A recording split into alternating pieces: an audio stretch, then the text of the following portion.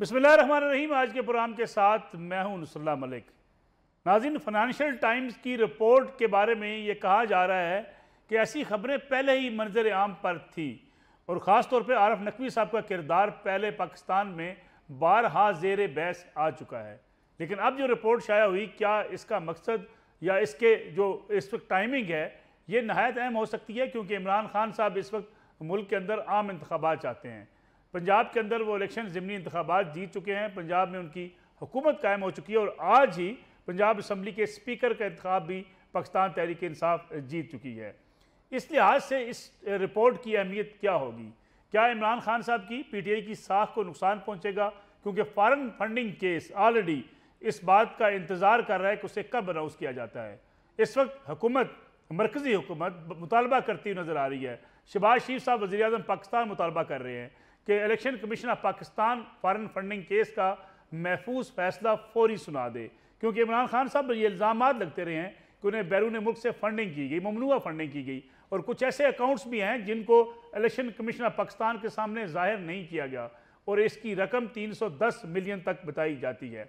इसके साथ साथ कुछ PTI के रहनुमा भी हैं जिनके बारे में इलेक्शन कमीशन ऑफ पाकिस्तान के सामने PTI ये कह चुकी है कि उनका PTI के साथ कोई ताल्लुक नहीं है। इस लिहाज से बाज़ माहिरीन ये समझते हैं कि इलेक्शन कमीशन ऑफ पाकिस्तान का फैसला बड़ा सख्त फैसला भी हो सकता है। फिर फाइनेंशियल टाइम्स की रिपोर्ट, जो एक अहम किरदार आरिफ नकवी साहब का है, जिन्होंने मैचेस करवाए, मैचेस के लिए रकम इकट्ठी की और ये कहा जाता है कि ये रकम एक खैराती इदारे के तौर पर फ़ंड रेजिंग की गई और शौकत खानम के लिए थी, लेकिन उसे सियासत के लिए इस्तेमाल किया गया। आरिफ नकवी साहब के साथ इमरान खान साहब का ताल्लुक क्या है? इमरान खान साहब किस हद तक आरिफ नकवी के साथ इन मामलात के अंदर इन्वॉल्व थे? इसका जायज़ा लेने के लिए आपको एक छोटा सा क्लिप सुनवाते हैं जो कि साबिक DG FIA बशीर मेमन साहब का है। बशीर मेमन साहब के ऊपर भी इमरान खान साहब ने यह दबाव डाला था कि उनके मुखालफिन के खिलाफ मुकदमात कायम करें, जिससे उन्होंने इनकार कर दिया। हत्ता कि यह भी कहा गया कि जैसे सऊदी अरब के अंदर लोगों को बुलाकर फौरी गिरफ्तार कर लिया जाता है बगैर किसी मुकदमे के, बगैर किसी तफ्तीश के, तो पाकिस्तान में ऐसा क्यों नहीं हो सकता? जिस पे साबिक DG FIA ने उन्हें खरा और करारा किस्म का जवाब दे दिया था। बशीर मेमन साहब क्या कहते हैं? आरिफ नकवी साहब का और इमरान खान साहब का रिलेशन कैसा था? इमरान खान साहब उनके लिए क्या चाहते थे? ताकि आपको इस फाइनेंशियल स्टोरी टाइम्स में छपने वाली इस स्टोरी का थोड़ा सा माजी आपके सामने आ सके। नवाज साहब के लिए वो था, वो एजुकेशन का कोई, उन्होंने कोई एजुकेशन सेक्टर में कोई रिफॉर्म उन्होंने किए थे। इस पे घुस जाओ। मैंने कहा सर खुदा का बात सही, मतलब कहाँ से करेंगे? फिर वो जो डेली मेल वाली खबर आई थी कोई शहबाज शरीफ के, हाँ वो, तो फिर उनका ये ख्याल था कि तुम मेरे दोस्तों के तो पीछे पड़ जाते हो, आरिफ नकवी के तो पीछे पड़ गए, उसकी कंपनी तुमने तबाह बर्बाद कर दी। मैंने कहा सर मैं गरीब आदमी हूँ, मैं मेमन आदमी हूँ, मैं कंपनी कैसे बंद कर सकता हूँ? हमने इंक्वायरी की है, उसके बाद पैसे साबित किए, पैसे वो जमा कराए और 87 अरब रुपया है। अभी तो मेरे ख्याल में 125 अरब रुपया होगा। बशीर मेमन साहब वाज़े तौर पे ये कह रहे हैं कि इमरान खान साहब कहते थे कि आरिफ नकवी के पीछे पड़ जाते हो, बाकी लोगों के खिलाफ मुकदमात कायम क्यों नहीं करते, उनकी कंपनीज बंद क्यों नहीं करते? इब्राज ग्रुप के हवाले से भी माजी में ये खबरें मंजर आम पर गर्दिश में रही हैं, लेकिन क्या इस वक्त जो ये खबर सामने आई इसके इमरान खान साहब की सियासत पर भी कोई असरात होंगे? Foreign funding case Imran Khan साहब के लिए कितना बड़ा ख़तरा हो सकता है? क्योंकि साबिक secretary election commission of Pakistan Qamar Dilshad कह चुकी है कि ऐसा फैसला आने का इम्कान है जिसे कोई भी अदालत रिवर्स नहीं कर सकेगी। इसी में आज के प्रोग्राम में बात करेंगे। मेरे साथ मौजूद है लंदन से मुल्क के मुमताज़ कानूनदान, इंटरनेशनल अमूर पर और ख़ास तौर पर बरतानिया में जो हमारे यहाँ पोलिटिकल एक्टिविटीज़ होती रही है माजी में भी, आजकल भी वो जो ख़बरें छपती हैं पाकिस्तान की सियासत के हवाले से, उस पर भी गहरी निगाह रखते हैं। जनाब बैरिस्टर राशिद असलम साहब हमारे साथ मौजूद हैं। बैरिस्टर साहब आपका बहुत शुक्रिया प्रोग्राम में वक्त देने का। उनके साथ तशरीफ़ रखते हैं अली हैदर साहब, सीनियर साफ़ी, सीनियर एंकर पर्सन है। आपका भी बहुत शुक्रिया अली हैदर। और कुछ ही देर बाद अकबर एस बाबर, इस पूरे केस के, फॉरेन फंडिंग केस के ये मुकदमा लेकर जाने वाले, मुसलसल 8 साल तक इस मुकदमे को लड़ने वाले अकबर एस बाबर भी हमारे साथ मौजूद होंगे। उनसे पूछेंगे कि PTI मुतालबा करती है तमाम जमातों का ऑडिट करवा कर सारा मुकदमात का इकट्ठे फैसला किया जाए। क्या 1 साल तक चलने वाले मुकदमे का 8 साल तक चलने वाले मुकदमे के साथ मिलाकर फैसला किया जा सकता है, किया जाना चाहिए? ये भी आज के प्रोग्राम का मौजू होगा। बैरिस्टर राशिद असलम साहब, अगर मैं प्रोग्राम का आगाज़ आपसे करूँ, फाइनेंशियल टाइम्स की स्टोरी की टाइमिंग कितनी अहम है?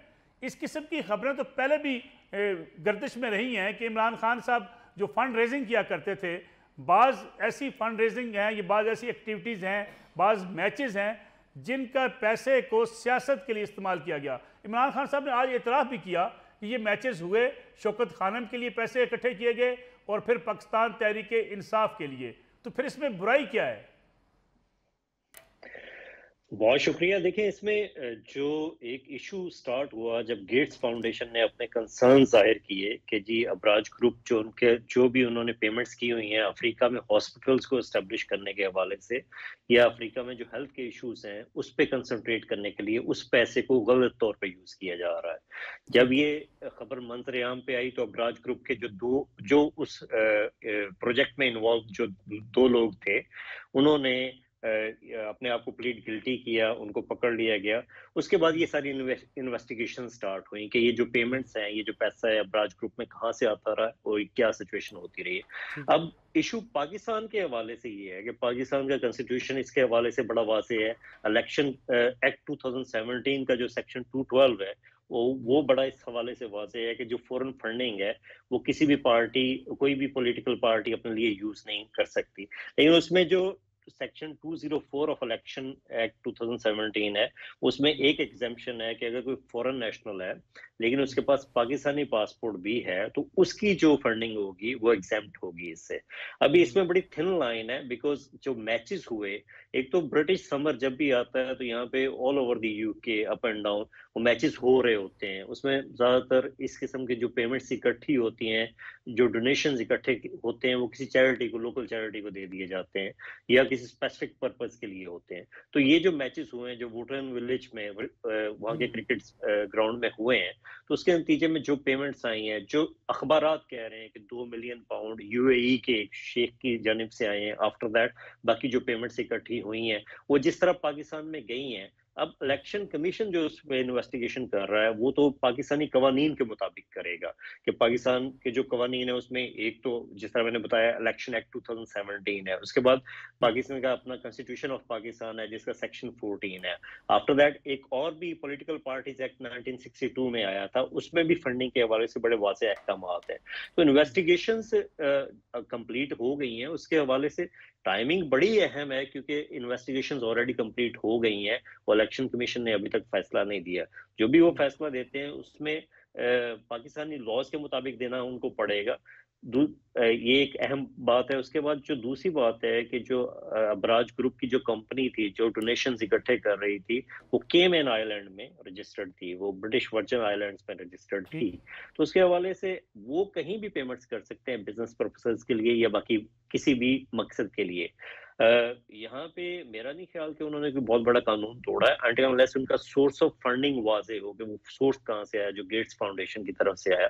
हाँ, उन पे मिसयूज ऑफ फंडिंग का केस हो सकता है। लेकिन राशिद साहब अगर बरतानिया के अंदर कुछ मैचेस करवाए जाते हैं और वो मैचेस की जो आमदन होती है वो कोई सियासी जमात अपने लिए फंड रेजिंग कर सकती है, उसको उस फंड को इस्तेमाल कर सकती है पाकिस्तान में? देखिए, उसमें बेसिकली तो जो प्रोवाइडर है फंड्स का जैसे अबराज ग्रुप है वो इसमें जवाबदेह हो सकता है। इस हवाले से उन पे इन्वेस्टिगेशन यहाँ पे स्टार्ट हो सकती है, लेकिन उनका दायरा इख्तियार है, उनके पास ये कंट्रोल था कि वो किसी को भी ये फंडिंग ट्रांसफर कर सकते थे। लेकिन पाकिस्तान के जो लॉज हैं वो ये परमिट नहीं करते कि वो फंडिंग जो एक फॉरेन नेशनल की तरफ से आई हो, जैसे इसमें कुछ फंडिंग है जो दुबई के एक शेख की तरफ से आई हुई है या यहाँ के लोकल्स ने जो दी हुई है, तो टोटल फंडिंग तो 2.12 मिलियन है जो वहां पे गई है। तो उसमें से ये देखना पड़ेगा कि फॉरेन नेशनल्स की कितनी फंडिंग है, उसके बाद पाकिस्तानी जो ओवरसीज पाकिस्तानीज हैं उनकी कितनी फंडिंग इसमें गई है। तो इसको थोड़ा सा इस पे देखना पड़ेगा। मेरा ख्याल है कि इलेक्शन कमीशन ने अपनी पूरी तहकीकात की होंगी। इस हवाले से जो फाइनेंशियल टाइम्स की स्टोरी है, जो बैंक स्टेटमेंट उनके पास आई है, तो उसमें उस पूरे दौर में काफी सारी जगह से पेमेंट्स आई हुई हैं।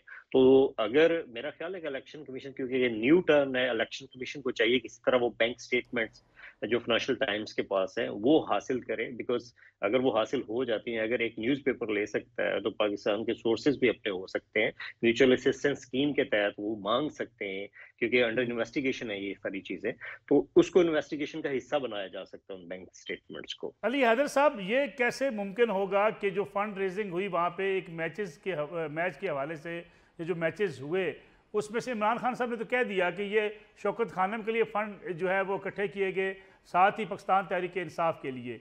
ये अलग अलग कैसे किए जा सकेंगे कि ये फ़ौरन जो नेशनल था इसके पैसे शौकत खानम के लिए थे, और ये जो पाकिस्तानी वहाँ पे मौजूद हैं उनके जो पैसे हैं ये PTI के लिए हैं?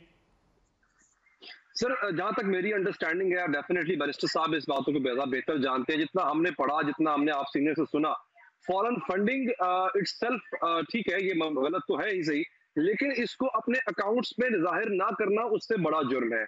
अभी तक जितनी चीजें अनअर्थ हुई हैं इमरान खान की पार्टी के हवाले से, वो ये भी है कि उन्होंने इन चीजों को, इन रुकूम को, कम से कम 53 ऐसे अकाउंट्स हैं जिसको इलेक्शन कमीशन ढूंढ ही नहीं सका था कि इन्होंने अपनी जो इनकी ऑडिट रिपोर्ट होती है पार्टी की, उसमें उन्होंने उसको रखा हो। एक बात तो ये, दूसरा ये सर, ये भी देखा जाता है कि जो फंड कर रहा है वो बंदा कैसा है। ये वही आरिफ नकवी है ना, जिन पे हाल ही में आपको याद होगा अमेरिका में इनको 135 मिलियन डॉलर्स का फाइन हुआ था, क्योंकि इन्होंने जिस तरह से एक प्राइवेट इक्विटी फर्म को डिफंक्ट किया, इन्होंने जिस तरह से उसको डिफॉल्ट करवाया, वो पूरा एक फाइनेंशियल स्कैम उसके पीछे था। ये वो साहब है कि जिनको तमाम प्रोटोकॉल से हटके, तमाम प्रोसीजर से हटके के इलेक्ट्रिक इनको थमा दी गई, और फिर के इलेक्ट्रिक का जो बेड़ा गर्क अबराज ग्रुप ने किया वो भी आपके सामने है। बात ये नहीं है कि इमरान खान साहब तस्लीम कर रहे हैं या नहीं कर रहे हैं, वो आज वो सब हर कोई चीज तस्लीम करेंगे जो बाद में किसी अखबारी रिपोर्ट का हिस्सा बने। ये बातें पहले तस्लीम क्यों नहीं की जाती? यही इल्जाम नवाज शरीफ पे था, यही इल्जाम नवाज शरीफ के बच्चों पे था। आज अगर ऑफशोर अकाउंट्स बना के इन तक मरकूम पहुंचाई जा रही है, मैच करवा के फंड रेजिंग की, अगर कोई कॉन्सर्ट करवा के भी फंड रेजिंग की जाती तो गलत नहीं था इसमें। लेकिन बात यह है कि आप किस बंदे से फंड ले रहे हो, वो बंदा जो ऐसे ऐसे स्कैम्स में इन्वॉल्व है कि बाहर के ममालिक में उस पर फाइन हो रहे हैं, वो बंदा पाकिस्तान के हेल्म ऑफ अफेयर्स में बाकायदा टांग अड़ाता नजर आ रहा है। और इमरान खान साहब के यूं कह लें कि एहतसाब का लेवल ये है कि पापा जॉन्स के मालिक से जो तफ्तीश की गई वो कुछ इस तरह की गई कि उन्होंने आके प्राइम मिनिस्टर ऑफिस में बैठ के उनको अपनी जुबानी गुलामी एक्सप्लेन किया। आपको याद होगा वो जनरल साहब आए, उन्होंने कहा जनाब कि मेरे तो ये एहसासे हैं, और इमरान खान ने वही कागजात देखे, कोई स्क्रूटनी नहीं हुई, किसी तहकीकाती इदारे ने तहकीकात नहीं की। इमरान खान साहब ने कहा कि जी मैं इनसे मुतमईन हूँ, इन्होंने कोई फाइनेंशियल एम्बेजलमेंट नहीं की है, लिहाजा इनको उस ओहदे पे बरकरार रखा जाए, जो कि इंतहाई आम होता था CPEC की चेयरमैनशिप का। तो अपनों की जब बात आती है तो इमरान खान साहब आंखें बंद कर लेते हैं। इससे बड़ा स्कैंडल आया था मलिक साहब, वो था पेंडोरा पेपर्स का। क्या बना उसका? पेंडोरा पेपर्स में उन गुजरा के, उन्हीं ये आज जो मुंह सिलाई जिनको साथ लिए फिर रहे हैं, इनका नाम है। आपने कभी इनके मुंह से सुना कि उस सेल का क्या बना जो उन्होंने सेल बनाया था, जिन्होंने तफ्तीश करनी थी इसकी? तो ये अगेन वही वाली जो मिसाल दी जाती है कि आपका हमारा कुत्ता कुत्ता, आपका कुत्ता टॉमी। तो अपने तमाम वो चीजें, अपने वो तमाम ऐसे फाइनेंशियल स्कैम्स, उनको कारपेट के अंदर रख के नीचे छुपाया जाता है और दूसरों की जो है वो इज्जतें उछाली जाती हैं। ठीक है अली हैदर साहब, छोटी सी कमर्शियल ब्रेक प्रोग्राम में शामिल कर लें, प्रोग्राम से वापस आएंगे तो इस पर भी बात करेंगे। आरिफ नकवी साहब, जिनके बारे में आपने बताया कि अमेरिका में भी केसेस हैं, फिर उनके कुछ ऐसे एक्टिविटीज़ पाकिस्तान के अंदर भी जिस पे सवालात उठते रहे, उनके बिजनेस के हवाले से सवालात उठे, लेकिन फवाद चौधरी साहब पाकिस्तान तहरीक इंसाफ के सीनियर रहनुमा, वो ये कह रहे हैं कि आरिफ नकवी चूँकि बड़े बिजनेसमैन बन चुके हैं, अमेरिका के एक बड़े बिजनेसमैन हैं, इसलिए इसराइली लॉबी उनके खिलाफ प्रोपेगेंडा मुहिम कर रही है। क्या आरिफ नकवी साहब इतना बड़ा चैलेंज बन चुके हैं? इससे बात करेंगे ब्रेक के बाद। पुनः में एक बार फिर खुश आमदेद बैरिस्टर राशिद असलम साहब की तरफ जाने से पहले अली हैदर साहब, मैं आपका कमेंट चाहूँगा। बाज़ लोग ये कहते हैं, तजिया करते हैं कि इमरान खान साहब के हवाले से जो कुछ भी आ जाए, जैसी मर्जी खबरें मंजर आम पर आ जाएं, इमरान खान साहब जो मर्जी करते रहें, पंडोरा बाग साया, इमरान खान साहब ने कार्रवाई का वादा किया, नहीं कुछ किया, उनको कोई फ़र्क नहीं पड़ने वाला। इस आज की फाइनेंशियल टाइम्स की रिपोर्ट भी उनके पॉलिटिकल जो है उनकी जो पॉपुलैरिटी है उसको कम नहीं कर पाएगी। आप इत्तेफाक करते हैं? आपसे 100% इत्तेफाक करता हूं। उसकी वजह यह है कि उसमें जो कसूर है वो उनके मुखालिफिन का है, क्योंकि वो इमरान खान के नैरेटिव को काउंटर करने के लिए अपने नैरेटिव को ना बढ़ावा दे सके, बल्कि बढ़ावा तो छोड़े, वो तो कोई नैरेटिव ला ही नहीं सके। अब इमरान खान को अब मैं यहाँ पे बिल्कुल एक ऐसी इस हैसियत में बात कर रहा हूँ कि अगर किसी ने इमरान खान को काउंटर करना है तो उसको क्या करना चाहिए? सबसे पहले तो वो इमरान खान साहब जैसी अच्छी प्रोपेगेंडा मशीन तैयार करे, क्योंकि ओवर द ईयर 2012 से लेके अब तक इमरान खान ने जो प्रोपेगेंडा टूल्स इस्तेमाल किए हैं, ये बाकी जमातें उनसे न सिर्फ पीछे हैं बल्कि ना बल है। आपसे मुराद सोशल मीडिया की प्रोपेगेंडा टीम है जो सोशल मीडिया में सोशल मीडिया की प्रोपेगेंडा टीम है, बिल्कुल जी ऐसे ही है। आप देखें, मैं बता दूं सर, देखिए इमरान हुआ क्या है, आपकी 65% पॉपुलेशन नौजवानों पे मुश्तमिल है। इमरान खान पिछले 22 साल से स्ट्रगल कर रहा है, एक नैरेटिव दे रहा है। जो 2011 में बच्चा उस वक्त 14 साल 15 साल का था, आज से 10 साल के बाद इस वक्त वो 25-26 साल का हो चुका हुआ है, वो अपनी वोटिंग एज में पहुंच चुका हुआ है, वो राय भी रखता है, वो मुल्क की धारे में मुल्क की पॉलिटिक्स का हिस्सा भी बन चुका हुआ है। अब हुआ ये है कि इमरान खान ने उस पर काम किया था। अच्छा, लेकिन अली हैदर साहब सॉरी टू इंटरप्ट यू, लेकिन मेरा सवाल ये है, क्या वो बच्चा ये सोचता नहीं है कि इमरान खान साहब किसी को डाकू कहा करते थे, उसको बड़ा ओहदा दे देते हैं, किसी को चोर चपरासी कहा करते थे, उसको वजारत दे देते हैं, जिस पार्टी के बारे में वो हाथ मिलाना पसंद नहीं करते थे उसी पार्टी के वज़ीर आज़म से वो इफ्तिताह करवाते हैं जो है नमल का। ये सारी चीज़ें इमरान खान साहब की, जिसको वो यू टर्न कहते हैं, बहुत अच्छे होते हैं यू टर्न, उस बच्चे को ये चीज़ें अपील नहीं करती हैं। मलिक साहब, द प्रॉब्लम इज आज की यूथ वो देखती है who is the lesser evil. अब उनके लिए Imran Khan is a lesser evil. Problem ये ना सर कि अगर शहबाज शरीफ और उनके बच्चे अपने 26 अरब रुपए के मकसूद चपरासी के अकाउंट का जवाब नहीं दे पा रहे, तो प्रॉब्लम यह है कि वो इमरान खान के नैरेटिव को काउंटर भी नहीं कर पाएंगे। फिर इमरान खान के नैरेटिव को वो काउंटर करे कि जिसका अपना एक ऐसा नैरेटिव हो जो क्लीन नैरेटिव हो। हुआ ये कि over the years Imran Khan ने इन पे इतने इल्जामात लगा दिए और उन इल्जामात को उस तरह से ये लोग काउंटर नहीं कर पाए, तो जब इमरान खान पे इल्जाम लगता है, वो इन पे लगे हुए इल्जामात के मुकाबले में बड़ा बच्चा छोटा सा इल्जाम लगता है। और अभी ऐसा कोई इल्जाम नहीं है कि जिसको इमरान खान से बराह रास्त जोड़ा जा सके। जैसे कि आप ये फराह गोगी की मिसाल ले लें, 50 अरब का फायदा पहुंच रहा है एक खास प्रॉपर्टी टाइकून को, उसके बदले में इमरान खान के उनकी अहलिया के नाम पे जमीन दी जा रही है। अब ये सवाल कोई पूछने वाला नहीं है कि भाई इनकी एरिया के नाम पे और इनके नाम पे अगर एक जमीन है, क्या ये सवाल नहीं पूछा जा सकता जिस प्रॉपर्टी टाइकून को हर सियासी जमात बुरा कहती है, उसी का जहाज इस्तेमाल करती है, खा पीटीआई हो, खा पीएमएलएन हो, खा पीपल्स पार्टी हो, फिर एक जमात जो है वो सारे इल्जामात से बच कैसे जाती है? सर ये तो मैं आपसे अर्ज कर रहा हूँ कि इमरान खान के नैरेटिव को काउंटर वो करे जो खुद साफ हो, जिसके ऊपर खुद इल्जाम ना। मुझे बताएं, जरदारी साहब किसी को बुरा, किसी को करप्ट कह सकते हैं क्या? यहाँ पे शहबाज शरीफ साहब जिनके बच्चों पे अरबों रुपए के इल्जाम लगे, टीटीओ के इल्जाम है हमजा शहबाज पे, क्या वो किसी और को करप्ट कह सकते हैं? मसला ये था कि इमरान खान ने उस वक्त इनको करप्ट कहना शुरू किया जब उस पे कोई इल्जाम नहीं था, जब वो क्लीन था, क्योंकि उसके पास कोई गवर्नमेंट नहीं थी, उसके पास किसी चीज का चार्ज नहीं था। अब जो चार्ज लग रहा है वो इन 3 सालों का लग रहा है। लोग पूछते हैं कि ये इमरान खान तो 3 सालों का जवाब बाद में देगा, पहले वो तो अपने 30 साल का जवाब दे। प्रॉब्लम ये है सर, इमरान खान के ऊपर इल्जाम लगाना मुश्किल काम है क्योंकि उनके प्रोपेगेंडा मशीन। लेकिन कहीं ऐसा तो नहीं अली हैदर साहब के जैसे पीएमएलएन और पीपल्स पार्टी को कई साल लगे टारगेट करके आस्ता आस्ता उनके ऊपर एक प्रोपेगेंडे का जहर फैलाते फैलाते, खान साहब को भी कुछ अरसा लगेगा ये चीज़ें उनके ऊपर जब आती रहेंगी, वक्त लगेगा। इसमें मैं आपसे बात करूंगा, लेकिन राशिद असलम साहब ये बताइएगा कि बरतानिया में क्या कोई सियासी जमात, पाकिस्तान की सियासी जमात फंड रेजिंग ओपनली कर सकती है? इस बात की इजाज़त मौजूद है कि पॉलिटिकल पार्टीज जाकर फंड रेजिंग करें? देखिए, पॉलिटिकल पार्टीज फंड रेजिंग नहीं कर सकती, लेकिन यहाँ की जो लोकल चैरिटीज हैं वो फंड रेजिंग कर सकती होती हैं। जो भी फंड रेजिंग होती है वो लोकल चैरिटीज के हवाले से होती है। मेरा ख्याल है कि पाकिस्तान तहरीक इंसाफ की कोई ना कोई इधर कोई चैरिटी उन्होंने रजिस्टर्ड की होगी जिसके जरिए फंड रेजिंग होती है, क्योंकि यहाँ पे यूके में बहुत ज्यादा फंड जो है वो रेज होता है और पाकिस्तान तहरीक इंसाफ वाहिद पार्टी है जिसको इतनी पेमेंट लोग करते हैं, खुले दिल से करते हैं। इवन यहाँ की जो मेंबरशिप है पाकिस्तान तहरीक इंसाफ की, वो यहाँ की लोकल लेबर पार्टी के मुताबिक है, तकरीबन 36 पाउंड है, जो कि यहाँ की लेबर पार्टी की जो मेंबरशिप फी है उसके बराबर है। तो यहाँ पे हर साल बहुत ज्यादा फंड तो तहरीक इंसाफ को वैसे मेंबरशिप की मद में इकट्ठा हो जाता है। अब उसको ट्रांसफर कैसे किया जा सकता है, इस पे एक सवालिया निशान है। उसका प्रोसेस तहरीक इंसाफ वाले बेहतर जानते होंगे, ये किस तरह उसको वहां पे भेजा जा सकता है।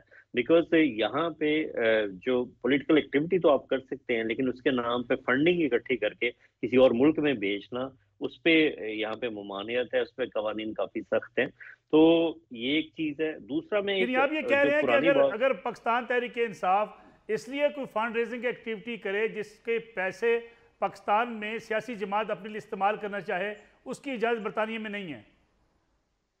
नहीं, ऐसा नहीं है, क्योंकि यहाँ पे जो सियासी पार्टीज हैं, वो यहाँ की जो सियासी पार्टीज हैं वो यहाँ पे ही अपना खर्चा करती हैं। ये नहीं कि यहाँ से फंडिंग इकट्ठी करके किसी और मुल्क में भेज दी जाए किसी पॉलिटिकल पार्टी को।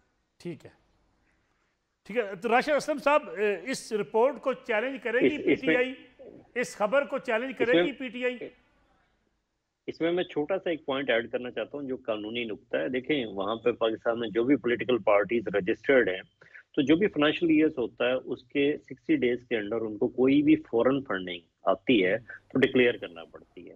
अब पाकिस्तान तहरीक इंसाफ ने, जहां तक मेरी इत्तलात है, कि उस फॉरेन फंडिंग को डिक्लेयर नहीं किया था जब तक खुद इलेक्शन कमीशन ने तहकीकात नहीं की। ये एक थोड़ा सा एक ब्रीच ऑफ लॉ किया हुआ है जो मेरी इत्तलात है उसके मुताबिक। बाकी पाकिस्तान तहरीक इंसाफ अगर फर्ज करें इलेक्शन, ये इस खबर को तो मेरा ख्याल है कि चैलेंज शायद ना वो कर पाए, बिकॉज इसमें जो फैक्ट्स हैं अगर तो वो गलत हैं तो यहाँ पे जो फाइनेंशियल टाइम्स है उनके खिलाफ डेफेमेशन का केस हो सकता है, जो रिपोर्टर हैं जिन्होंने दिए उनके खिलाफ डेफेमेशन का केस हो सकता है। लेकिन अगर फैक्ट्स ठीक हैं तो उस पर डेफेमेशन नहीं होगा, क्योंकि उसमें ऑब्वियसली अगर ऑनेस्ट ओपिनियन या ट्रुथ की बेस पे ये मबनी है रिपोर्ट, जो कि इतने बड़े अखबार ऐसे नहीं करते कि ट्रुथ पे मबनी रिपोर्ट ना करें, बिकॉज फाइनेंशियल टाइम्स को यहाँ पे जो भी बिजनेस कम्युनिटी वो क्रेडिबल अखबार समझती है, वो इसको पढ़ती है। तो अगर इतने बड़े अखबार ने कहा है तो मेरा ख्याल है अपनी तहकीकात करके ही कहा होगा। उसमें जो बात उन्होंने की है कि उन्होंने कमेंट भी मांगे हैं, जो इसमें जो पार्टीज थी जो इन्वॉल्व थी उनसे कमेंट्स मांगे हैं, उसमें कुछ पार्टीज ने दिए भी हैं, जिस तरह इसमें कहा गया कि इमरान खान साहब ने अपना जवाब भी दिया। तो मेरा ख्याल है कि उन्होंने अपनी जो भी रिस्पॉन्सिबिलिटी है वो फुलफिल की होगी। बाकी पाकिस्तान के हवाले से इलेक्शन कमीशन की अपनी जो तहकीकात है उसके नतीजे में ये देखना पड़ेगा कि उनका क्या डिसीजन होता है। ठीक है, बैरिस्टर राशिद असलम साहब, बहुत बहुत शुक्रिया आपका प्रोग्राम में वक्त देने का। प्रोग्राम में एक और ब्रेक का वक्त हुआ है, वापस आएंगे, बात करेंगे। अकबर एस बाबर हमारे साथ मौजूद होंगे, पीटीआई की फॉरेन फंडिंग केस पीटीआई के खिलाफ करने वाले और 8 साल से इस मुकदमे को लड़ने वाले अकबर एस बाबर। प्रोग्राम में एक बार फिर खुश आमदीद, हमारे साथ मौजूद है अकबर एस बाबर साहब, बानी रुकन है पाकिस्तान तहरीक इंसाफ के। मुकदमा लेकर गए थे इलेक्शन कमीशन पाकिस्तान के सामने फॉरेन फंडिंग केस का। 8 साल से ये मुकदमा चला, अब इसका फैसला महफूज किया जा चुका है। मुतालबा किया जा रहा है हर तरफ से कि इसका फैसला फौरी तौर पर सुनाया जाए। और इन्हीं हालात में फाइनेंशियल टाइम्स ने एक बड़ी स्टोरी जो है वो उसको एक्सपोज किया है, जिसके बारे में सारे वो बैकग्राउंड्स भी दिए हैं, जो ख़ास तौर पे इमरान खान साहब ने फ़ंड रेजिंग की और आरफ नकवी अबराज ग्रुप के जो इस पूरी स्टोरी के अहम किरदार हैं। अकबर एस बाबर साहब, क्या ये खबर फाइनेंशियल टाइम की इस फैसले पर असरअंदाज हो सकती है, क्योंकि फैसला तो ऑलरेडी बताया जा रहा है कि महफूज हो चुका है? जी, फैसला महफूज हो चुका है, लेकिन जो हकायक सामने आए हैं इससे मज़ीद तस्दीक हो रही है कि बहुत बड़े पैमाने पे गैर कानूनी काम हुआ है और इलेक्शन कमीशन के सामने बहुत बड़े पैमाने पे गलत बयानी हुई है, उनको मिसलीड किया गया है, उनसे झूठ बोला गया है। तो इस हवाले से, क्योंकि इसमें जो अहम तरीन चीज़ है इस स्टोरीज़ में वो 2-3 हैं। एक कि जो वूटन क्रिकेट लिमिटेड है, जिसका $2.1 मिलियन पीटीआई के अकाउंट्स में आया डायरेक्टली कंपनी के अकाउंट से। कंपनी कौन सी है? ऑफशोर कहाँ रजिस्टर्ड है? केमन आइलैंड में। वहाँ से पैसा डायरेक्टली पीटीआई के अकाउंट्स में आया। पीटीआई ने एक एफिडेविट आरिफ नकवी के नाम से जमा कराया, जिसकी कोई कानूनी हैसियत इसलिए नहीं थी कि कानून ये कहता है कि एक शहरी पाकिस्तान का सिर्फ फंडिंग कर सकता है, पाकिस्तानी कंपनी भी नहीं कर सकती। तो अगर एक केमन आइलैंड में गैर मुल्क में रजिस्टर्ड एक फॉरेन कंपनी है तो वो तो पैसा वैसे ही जब्त होना था, वो तो वैसे ही उसको फॉरेन और प्रोहिबिटेड फंडिंग कैटेगरी में वो आता है, क्योंकि वो साबित हो चुका है, क्योंकि इनकी बैंक स्टेटमेंट में वूटन के नाम से वो पैसा आया है। कानून ये नहीं कहता कि उसके पीछे पाकिस्तानी मालिक है, गोरा मालिक है, जापानी मालिक है, क्योंकि कानून पाकिस्तानी कंपनी को पाकिस्तानी मालिक के साथ भी प्रोहिबिटेड फंडिंग में लाता है। वो कहता है सिर्फ इंडिविजुअल शेयर। तो ये चीज़ें तो एस्टैब्लिश थी। इसके सामने जो इन्होंने एफिडेविट्स वगैरह दिए कि जी ये पीछे पाकिस्तानियों से जमा कराया गया, अब वो जो बैकग्राउंड था वो वैसे भी अनसर्टिफाइड, अनवेरीफाइड अनअटेस्टेड एक एफिडेविट जमा करा दिया, उसमें डेट तक नहीं है कि जी ये आरिफ नकवी का एफिडेविट है। अब जो साबित हुआ उसे क्या हुआ कि अबराज के कंपनी के फंड जो थे वो वूटन में आए और वहाँ से पीटीआई के अकाउंट्स में गए कि एक अरब शेख हैं जो इस वक्त नायान फैमिली के, उन्होंने इनको $2 मिलियन दिए, उसमें कुछ पैसा वूटन के ज़रिए पीटीआई को गया, कुछ एक ट्रस्ट के ज़रिए गया, इंसाफ ट्रस्ट का नाम लिया जा रहा है, उसके ज़रिए गया। तो इसमें जो तीसरी इसकी महरक़ात हैं वो ये हैं कि अबराज पे जो केस चल रहा है वो भी इसी इन्वेस्टिगेटिव जर्नलिस्ट जो हैं जिनका नाम साइमन क्लार्क है, जो दुनिया के इस वक्त टॉप के इन्वेस्टिगेटिव जर्नलिस्ट हैं और उनको पुलित्जर प्राइज़ के लिए भी नॉमिनेट किया गया था। उन्होंने किताब भी लिखी है अबराज पे, उन्होंने अबराज का सारा स्कैंडल ब्रेक किया था जिसके नतीजे में अबराज बैंकरप्ट हुई क्योंकि उनके फैक्ट सामने आए और $1 बिलियन का फ्रॉड जो है वो आरिफ नकवी पे इल्ज़ाम है कि उसने फ्रॉड किया। अब जो वो न्यूयॉर्क में केस है वो ये ज़रूर पूछेंगे कि अबराज का पैसा एक सियासी जमात को पाकिस्तान में फंड करने के लिए कैसे चला गया, किस कानून के तहत चला गया, किस कायदे के तहत चला गया। वो पैसा तो अबराज के लिए था, अबराज का अपना एक मैंडेट था कि तालीम, सेहत और दूसरे मामलात में वो जब इन्वेस्टमेंट्स करते थे, ठीक है ना।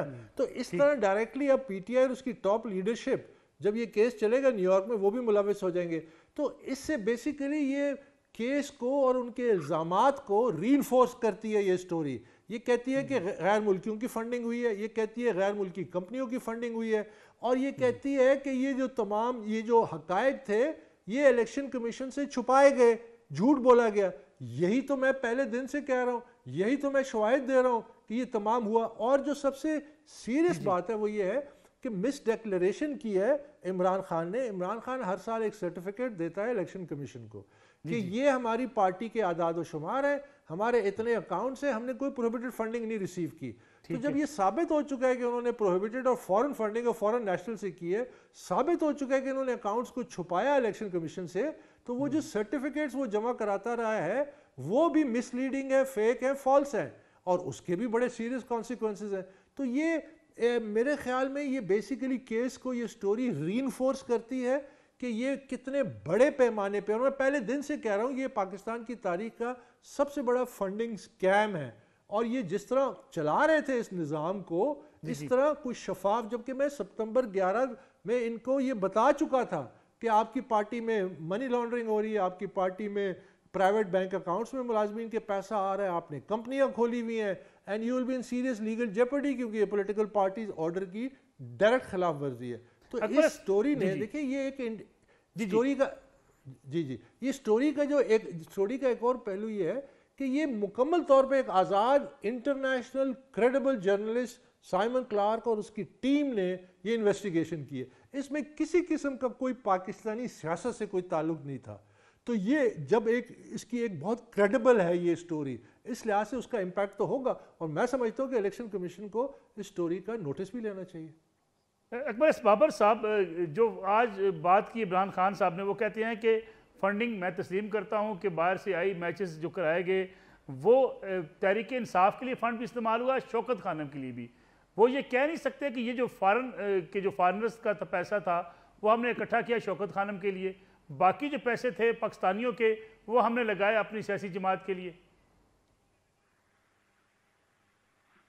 देखिए, जब पैसा इस वक्त ज़ेर बहस है वो पैसा ये नहीं है कि जो पाकिस्तानियों से फंड रेजिंग होती है, ये तो इमरान खान तवज्जो हटाने के लिए कर रहा है। इस वक्त जो बात ज़ेर बहस है वो बड़ी क्लियर है कि वूटन क्रिकेट का जो पैसा पीटीआई के अकाउंट्स में आया वो अबराज की एक कंपनी ने फंड किया, न कि पाकिस्तानियों ने, जो इन्होंने रिटन दावा किया है इलेक्शन कमीशन के सामने। दूसरी बात, ये एक अरब शेख ने पैसा दिया, उस पैसे का बड़ा हिस्सा वूटन क्रिकेट के जरिए पीटीआई के अकाउंट में गया। वो अरब जो है, वो अरब शेख, वो गैर मुल्की है। कानून कहता है कि अगर आपके फंड सियासी जमात के even a portion of that fund comes from foreign national, ये फॉरेन एडेड पार्टी की कैटेगरी में चला जाता है। तो ये तो बहस ही नहीं है कि फंड रेजिंग हो रही है, पाकिस्तानी आ रहे हैं, डोनेशन दे रहे हैं। बहस इस फैक्ट पे है, इस स्टोरी के जरिए ये साबित होता है कि अबराज ने जो पैसा किसी और मकसद के लिए अमेरिका में जमा किया वो एक सियासी जमात को फंड करने में लगाया, एक अरब शहरी जो चाहे जो मर्जी हो, वो यूएई के मिनिस्टर हो, प्रिंस हो, लेकिन उसने वूटन के जरिए पैसा और एक ट्रस्ट के जरिए पीटीआई में दिया। ये बहुत बड़ी गैर कानूनी फेल है क्योंकि एक फॉरेनर ने किया है। तो बहस इधर तक महदूद रहनी चाहिए। डिनर किया, पार्टी की, $100 उधर से जमा किए, $1000 पाकिस्तानियों से जमा किए, वो तो बहस ही नहीं है। उसमें सिर्फ एक बहस ये होती है कि जहां पे भी फंड रेजिंग इवेंट होता है, अगर फंड रेजिंग आप इवेंट करते हैं तो आप डॉक्यूमेंट करते हैं कि किन किन पाकिस्तानियों ने फंड्स दिए और वो फंड्स इस तरह अकाउंट में आए। यहां तो ये भी कहा जा रहा है कि अक्सरियत जो उस फंड रेजिंग क्रिकेट के हवाले से थे वो गैर मुल्की थे, वो तो ये इस रिपोर्ट में दावा कर रहे हैं। तो ये तो और बड़ा मसला बन जाता है। मैं आपके उधर वापस आता हूं, अटेंशन डाइवर्ट करने के लिए इमरान, मैं अकबर साहब आपके उधर वापस आता हूं। अली हैदर साहब, अकबर एस बाबर साहब को आपने सुना, वो समझने कि बड़ा क्लियर कट केस है, इसीलिए पीटीआई इस फैसले से भाग रही है, चाहती है बाकी पार्टियों के साथ मिलाकर इसका फैसला किया जाए ताकि और ताखीर हो। पहले 50 बार ये प्रोसीडिंग एडजर्न हो चुकी।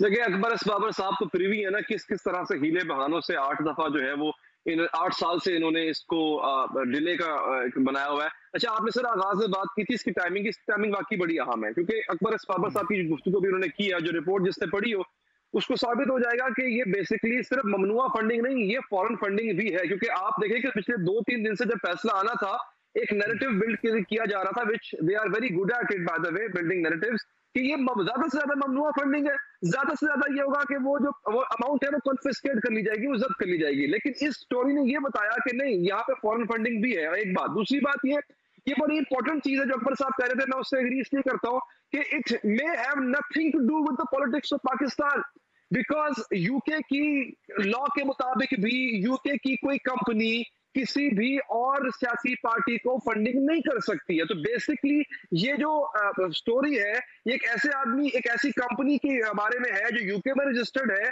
और वो अनलॉफुली किसी और पॉलिटिकल पार्टी को, which happens to be in Pakistan, जो बैरून मुल्क है, वहां पे उसको फंडिंग कर रही है। तो ये कोई नहीं कह सकता जनाब कि ये मुखालिफिन ने या किसी लिफाफा साहब ने, जैसे आप पर मुझ पर इल्जाम लग जाता है ये लिफाफा साहबी है, कि किसी लिफाफा साहबी ने कहीं से लिफाफा पकड़ के इस जमात इमरान खान की साख को नुकसान पहुंचाने की कोशिश की है। ये एक बहुत बड़ा इदारा है फाइनेंशियल टाइम, बहुत बड़ी साख है इसकी, उन्होंने ये स्टोरी की है अपनी साख को, अपने मुल्क की साख को बचाने के लिए।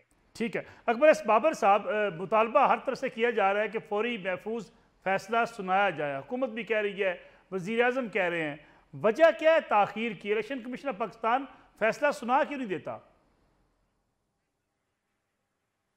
मेरे ख्याल में नसरुल्लाह साहब, क्योंकि ये फर्स्ट इम्प्रेशन, पहली नौयत का केस है और 8 सालों में बहुत सारी इसमें तब्दीलियाँ आई हैं, डिटेल्स आए हैं, फैक्ट्स आए हैं, डिस इन्फॉर्मेशन, मिस इन्फॉर्मेशन हुई है, गलत और फेक किस्म के डॉक्यूमेंट्स भी जमा कराए गए हैं।